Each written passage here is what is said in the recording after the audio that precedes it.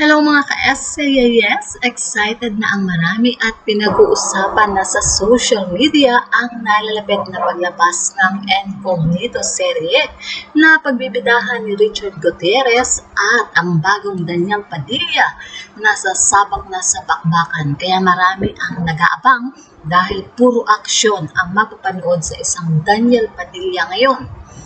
May mga pasilip ang ilan sa team ni Daniel kung saan makikita na puro aksyon ang gagawin nito. Makikita din na masayang-masaya ang grupo ng Incognito habang nasa location shoot sila.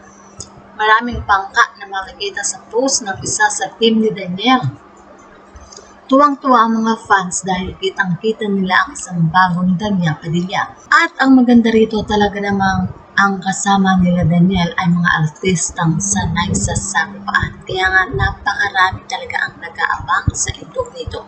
Wala nga impormasyon pa kung kailan ito dahil nasa ilang days pa lang sila nagsushooting at nakakatuwa dahil kapag nakita yung mga video na ipinupost ng mga team ni Daniel ay talaga namang napakaraming tao na nanonood doon sa shooting at napakalaki nila dahil samahan ng mga gwapo yung team na yon, Team Incognito. Wala ka talagang tulak kabigan sa mga yon dahil magmula pa lang kay Richard Gutierrez and syempre Daniel Padilla, Ian Veneracion, ako puro heartthrob, at syempre nandun din si Byron Castro na talagang makikita mo na gwapo rin naman at isa talaga yan sa mga artista na dekalidad.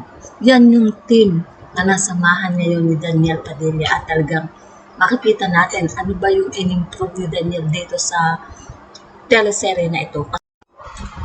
Well mga ka-SCAS, yan nga po ang ating balitaan at syempre laging mag-abang sa mga update tungkol sa mga nangyayari sa shooting nitong si Daniel Padilla at ito nga ang bago niyang teleserye na ating aabangan.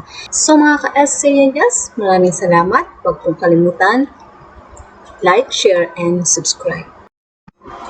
Video credit always to the rightful owner.